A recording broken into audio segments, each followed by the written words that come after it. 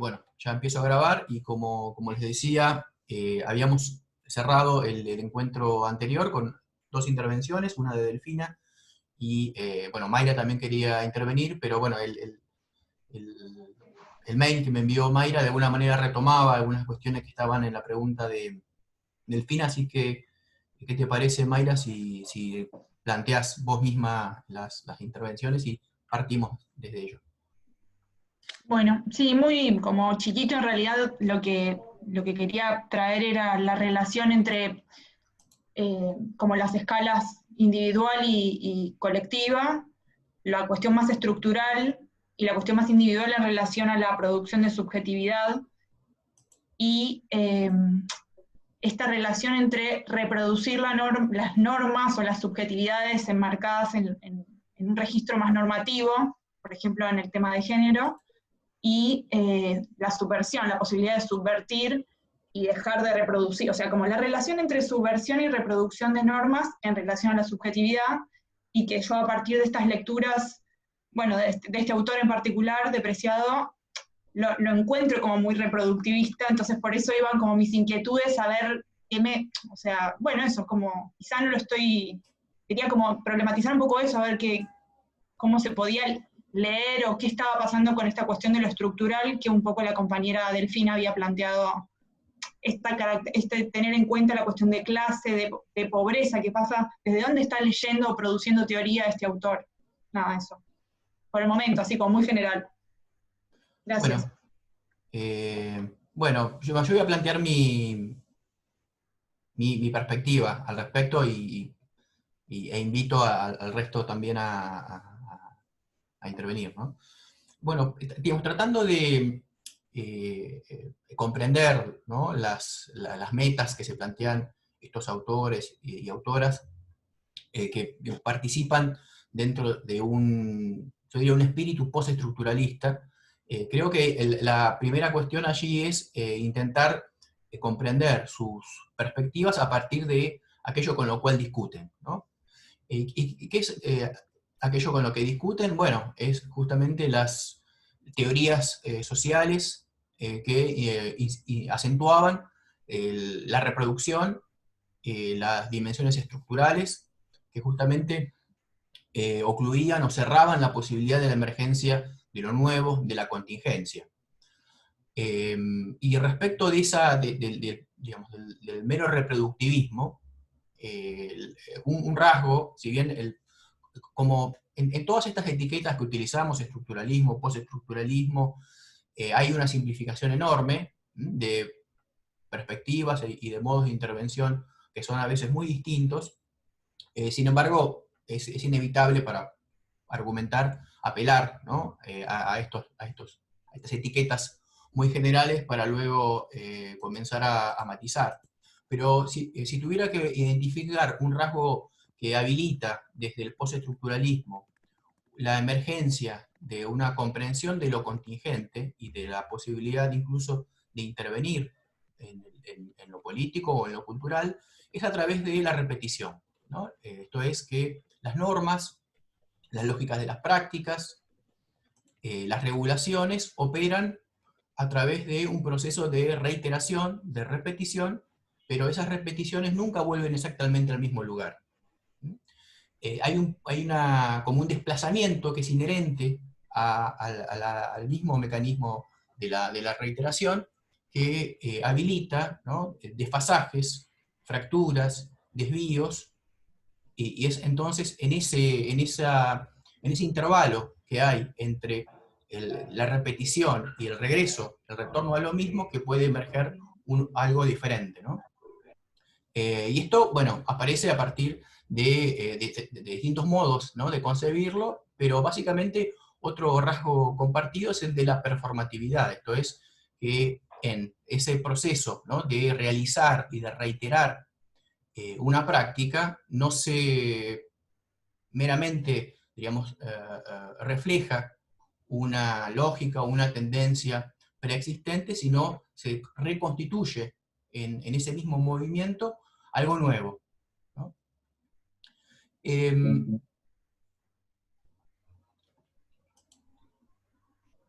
Ahora, La cuestión allí me parece, respecto de la objeción que plantearon Delfina y Mayra, tal como yo la entiendo al menos, es que no hay una explicación de, digamos, de las persistencias, digamos, estructurales, y hasta qué punto esas reiteraciones con desplazamiento, ¿no? Esas invenciones performativas, cuestionan, ¿no? El retorno de lo mismo. Esta es una discusión, por ejemplo, que ha planteado Pierre Bourdieu, el sociólogo francés Bourdieu, la concepción de la performatividad de género de Judith Butler, en un libro que lleva el título La dominación masculina, ¿no? Y básicamente el argumento de Bourdieu es que, en una línea que podríamos definir como más estructural, justamente, es que esas reiteraciones con modificación de la norma, no, digamos, no conducen a un cuestionamiento, digamos, radical, ¿no? De un orden de dominación que persevera, no a pesar de esas repeticiones performativas, sino justamente a través de ellas.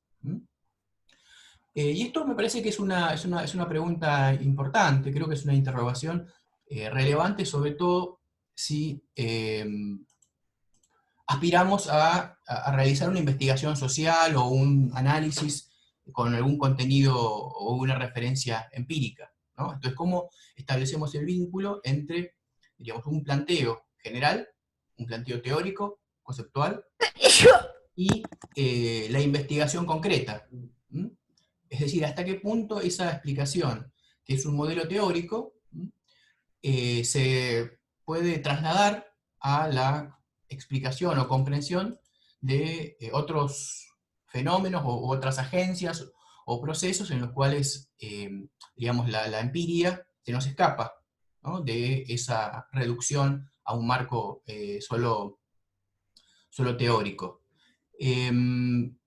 Pero vos te referías específicamente al caso de Preciado, ¿no es cierto? Lo que vos habías puesto en el mail, por lo que recuerdo, es que, digamos, no alcanzaba a constituirse una teoría crítica. Sí. ¿Es correcto eso? Sí, claro. Yo lo leí, bueno, leí todo el libro detenidamente hace bastante tiempo, ahora después lo volví a agarrar en relación a estas páginas, pero la sensación que a mí me ha dado era que el lugar, o sea, me parece súper válido y el método de construir teoría a partir de la propia experiencia, eso, o sea, no es ese el problema, sino que este proceso de construir el género y el lugar en el que ubica la hormona testosterona, que sería como en un plano muy de experiencia individual, cómo se lleva a una interpretación más de teoría social, como sin ese marco, sin una mirada quizá más estructural o más de crítica. O sea, pienso que sí, que hay algo ahí de extrapolar una experiencia individual, ubicando la testosterona, la llega a decir como que es la dinamita, o sea, como que es subversiva en sí misma, como si no fuera el uso. Digo, el uso que le damos a los elementos, a los objetos, lo que en todo caso vuelve subversivo algo o no. Como si en un punto el planteo a mí me sonó como, yo sé que no es esencialista, justamente porque en la forma plantea una deconstrucción total, pero pareciera que vuelve a, no sé, como que hay algo ahí que me hace como un ruido, no sé si por ahí me cuesta expresarlo, y que tiene que ver con esto, hasta dónde hilar tan fino una experiencia micro, en realidad cuando él termina teorizando sobre prácticas tradicionales como, por ejemplo, el trabajo sexual, en realidad no explica de qué manera no sería reproductivista, cuando siempre lo fue. Digo, es tradicional de la norma de género, digamos. Por ejemplo, estoy trayendo un ejemplo que por ahí lo tengo bastante familiarizado. Digo, el mandato de ser madre, esposa, pero el contramandato sería, o sea, el estigma es la prostituta, digamos. Son figuras tradicionales. ¿Cómo rompemos, cómo interpelamos, cómo subvertimos eso? Como no entiendo eso, no hay partes en las que yo vea que que se puede volver una práctica a partir de su repetición subversiva, como una práctica contranormativa. O sea, en esa parte es como que no la encuentro. Eso. Sí, bueno, ahí yo creo que primero hay un rasgo compartido por buena parte de los textos que hemos leído y que consiste en una percepción de estar presenciando un momento civilizatorio o de transformación civilizatoria para la cual no poseemos una teoría crítica y que, bueno, en buena medida, buena parte de estas novedades teóricas, ¿no? Surgen como exploraciones en torno a la reconstrucción de una teoría crítica, ¿no? Y los distintos autores y autoras incorporan dimensiones de esa novedad en la medida en que hay una convicción, creo yo, generalizada respecto a que la crisis de los paradigmas críticos previos no se ve sustituida por una nueva teoría. Incluso hoy está en discusión si la misma noción, ¿no?, de construir una teoría general crítica. Quiero decir, en los proyectos que uno podría encontrar en el siglo XIX, no solo en Marx, ¿no?, sino incluso ya entrado el siglo XX, en Weber, para mencionar a un autor que tiene una línea completamente diferente, esa capacidad, ¿no?, o esa ambición intelectual, digamos, pareciera también estar ella en crisis en nuestra época, ¿no? Creo que es recién después del concluido el siglo XX que retorna el proyecto mismo de una gran teoría. Quiero decir, en los años 60, en los años 70, que es el momento en el que buena parte de los textos que leemos en este curso fueron construidos, fueron momentos, digamos, justamente de fractura o de desmoronamiento de las grandes teorías explicativas. De hecho, la misma idea de un postestructuralismo o de un posmodernismo teórico que renunciaba a una aspiración de totalización conceptual, revelaba, ¿no?, ese desmigajamiento de la pretensión teórica. Quiero decir, proyectos intelectuales que hace un siglo o 2 siglos eran concebibles, hacia fines del siglo XX aparecían como desacreditados, ¿no?, como pretensiones exageradas, mesiánicas, de encontrar una clave que permitiese, diríamos, atravesar el conjunto de la complejidad de lo real para no solo explicarla, sino también abrir la posibilidad de una transformación de esa misma realidad.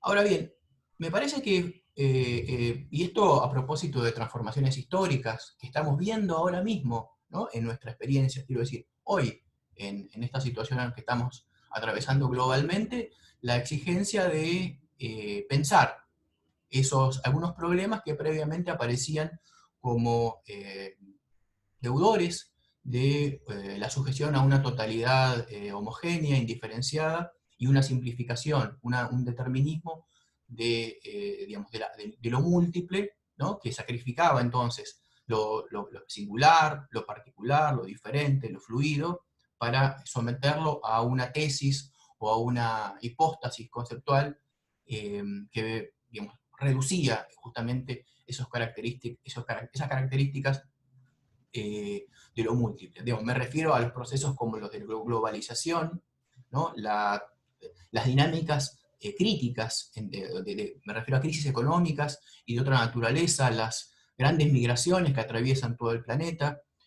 Bueno, en este caso, una pandemia, ¿no?, que por primera vez es verdaderamente global, ¿no?, y que muestra justamente ahí un desafío para el pensamiento, donde ya no es autoevidente, por ejemplo, que se pueda pensar microfísicamente o micrológicamente y que esto aparezca, digamos, como una idea de vanguardia teórica, como sí ocurría en los años 70, donde, por ejemplo, y esto se verifica en diversos ámbitos, donde en la historiografía se desarrolla la aproximación llamada microhistórica.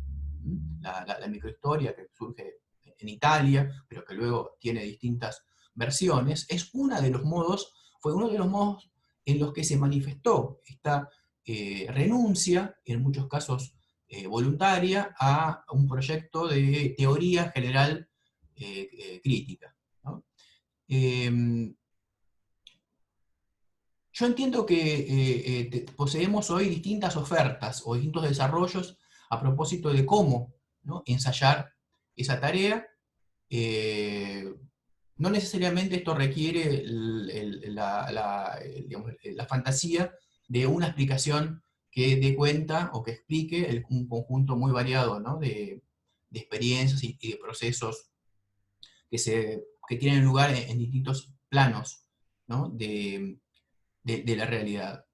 Ahora, ¿y por qué esto es algo que requiere ser pensado? Me parece que la cuestión general más interesante la planteó un teórico norteamericano, Frederick Jameson, ya a principios de los años 80, a propósito del posmodernismo, ¿no? Hacia 1980, la idea misma de que nos encontrábamos en una época posmoderna donde y el monumento de esa argumentación es el famoso libro de Jean-François Lyotard, La condición posmoderna, ¿no?, de 1789. Básicamente, la idea de la caída de los grandes relatos que habían sostenido el proyecto de la modernidad, y el advenimiento en una sociedad postindustrial de maneras no solo epistemológicas, sino estéticas y políticas en las cuales ya esos grandes relatos no explicaban, ¿no?, digamos, ni la experiencia ni las posibilidades singulares que estaban en ella. Y lo que plantea Jameson, que me parece que es muy interesante, es que esa en realidad es más bien una pregunta, ¿no? Él dice que el posmodernismo es la lógica cultural del capitalismo tardío. Esto es, que esa post-teoría, ¿no?, genéricamente denominada posmodernismo, que impugnaba entonces las grandes teorías macrohistóricas y especialmente el marxismo, ¿no?, asumían como una dimensión de la crítica características que eran propias de ese nuevo modo de existencia social de la sociedad moderna capitalista.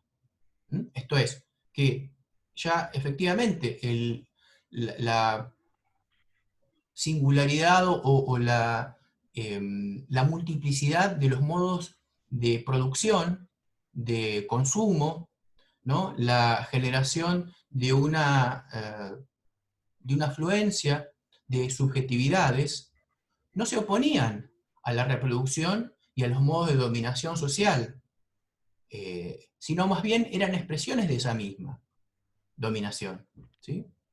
Entonces, de alguna manera, esto suponía que esta teoría que venía a cuestionar, ¿no?, los marcos interpretativos precedentes, antes que digamos, proponer una explicación convincente de la realidad sociocultural, no hacía sino traducir lo que esa realidad producía teóricamente.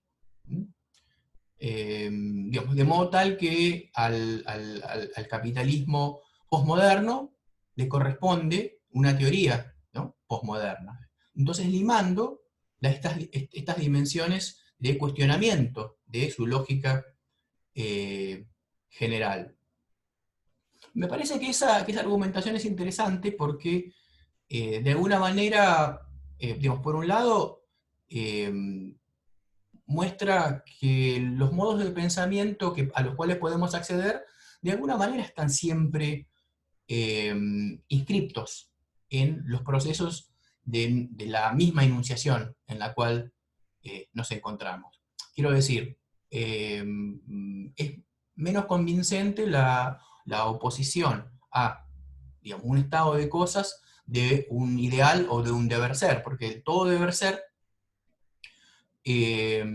posee un problema, que es la caída en el relativismo. Es decir, si nosotros discutimos respecto de distintos modos digamos, de la existencia individual o grupal o colectiva, sin vincularla a esa existencia con las posibilidades que están abiertas, pero también limitadas por la realidad en la cual, de la cual también nuestro pensamiento es parte. Entonces toda propuesta, digamos, de una alternativa es puramente abstracta o puramente teórica. Es decir, que es utópica. Utópica en el sentido de que se opone, ¿no?, a una realidad que no nos gusta, que queremos transformar, pero que, digamos, obedece ese postulado a un deseo meramente particular, ¿no?, arbitrario.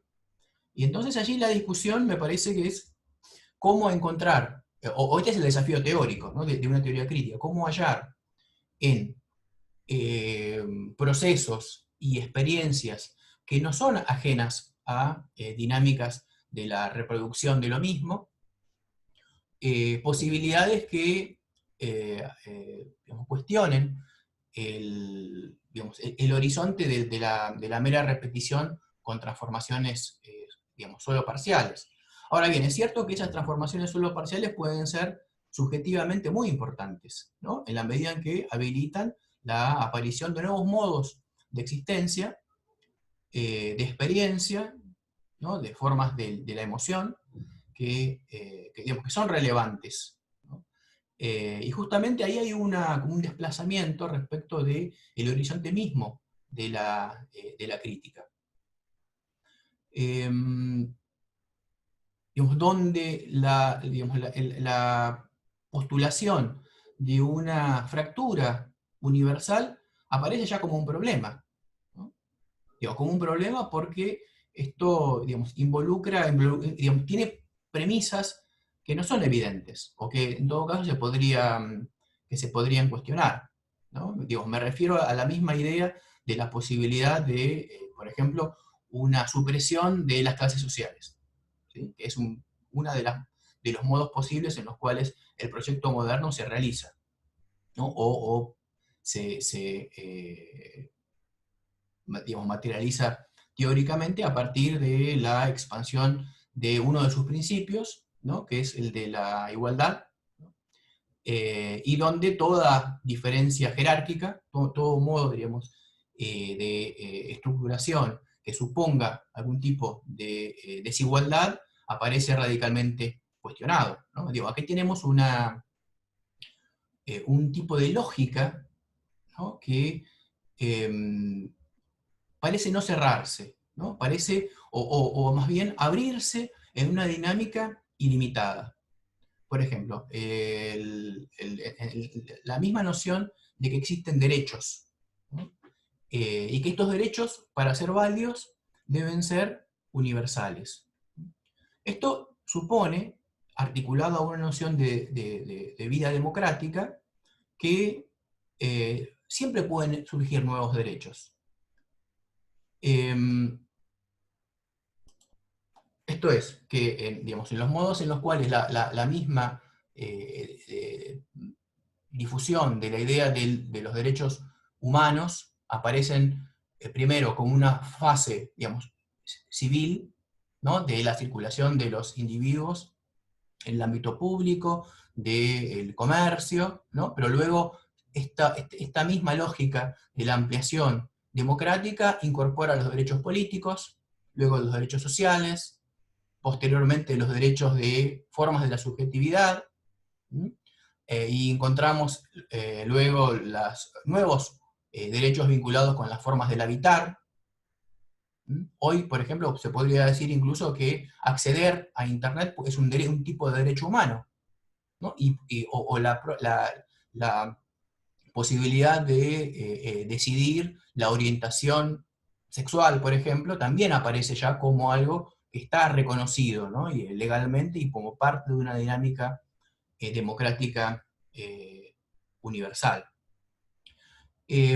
Ahora bien,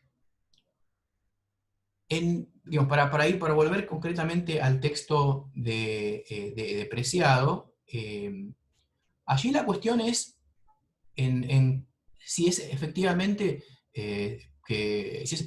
digamos, si hay una impugnación, ¿no? En ese mismo pasaje que recordaba, creo que era Delfina, ¿no?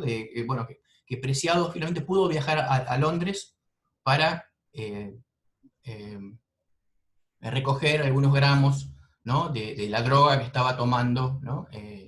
Y que esto, al mismo tiempo que mostraba las posibilidades, digamos, subversivas de esta construcción, ¿no? Digamos, farmacológica, o la reconstrucción farmacológica del sujeto, revelaba allí como una suerte de zona gris, en la cual la dimensión de clase, o el acceso a ciertos recursos, revelaba que había desigualdades o límites estructurales que esa misma teoría no lograba iluminar, ¿no? Y entiendo que ahí la discusión es cómo comprendemos la noción de capitalismo, que es un término que utilizamos muy ampliamente y que hay distintos modos digamos, de comprenderlo. Digamos, no todos los conceptos de capitalismo son iguales. De hecho, en autores que discutían con el marxismo, como Foucault, es un concepto que está presente. En Vigilar y Castigar, por ejemplo, que es su historia de la prisión, de 1975, el concepto de capitalismo es central, ¿no? Y la conexión incluso entre digamos, las nuevas disciplinas del encarcelamiento y digamos, la acumulación de capital a través de una demografía vinculada con la producción, está presente, ¿no? Pero el modo de explicar ese término es muy distinto, y entonces eso es lo que quizás podemos elaborar un poco más. Bueno, respecto de estos encuentros de hoy, vamos a seguir los 4 links que yo les envié, ¿eh? Así que vamos a respetar los horarios para que pueda ingresar gente que llega más tarde.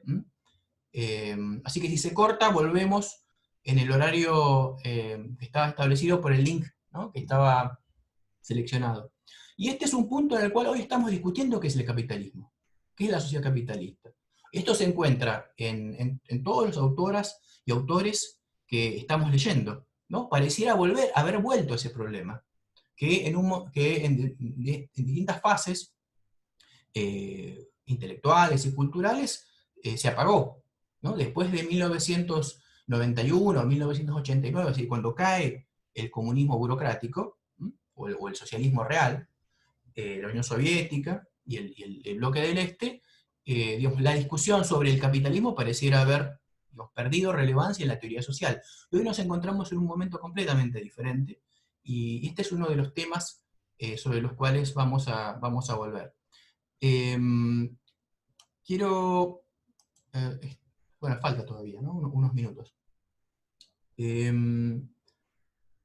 Pero algo que yo les propuse leer el texto de Anthony Giddens, del sociólogo británico Anthony Giddens, porque él propone una defensa de la modernidad.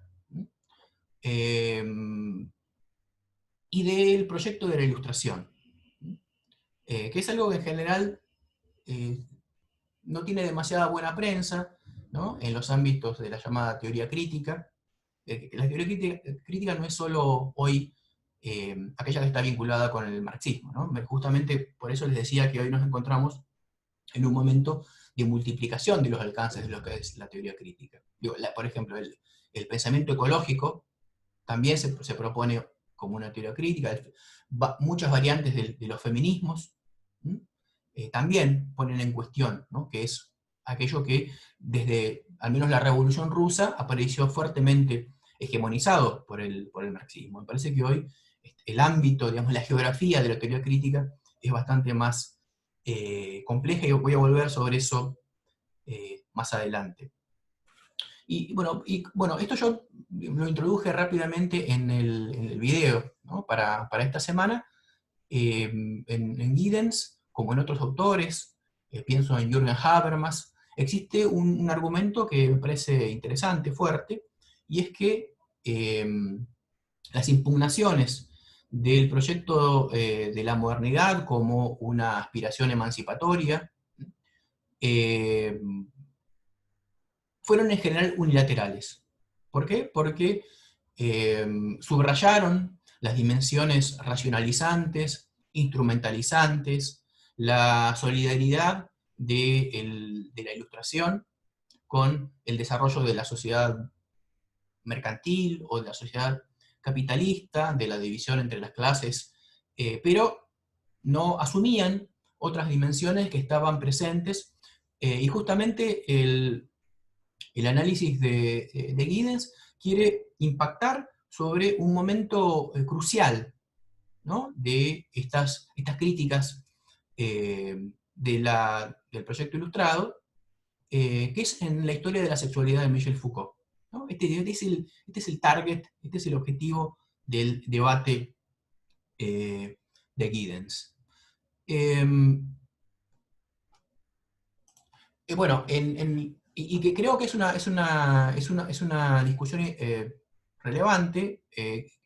El autor no incorpora las rearticulaciones que Foucault realiza, ¿no?, de la historia de la sexualidad luego de ese primer volumen de 1976, La voluntad de saber, donde efectivamente podríamos diagnosticar que se produce un impasse, ¿no?, o que hay una crisis argumentativa. ¿Por qué? Porque se genera una explicación del advenimiento de una subjetividad que está anudada en la invención de la sexualidad, pero no emerge sino de un modo puramente abstracto la posibilidad de una resistencia, ¿no?, y una alternativa a esa sexualidad como la verdad del ser.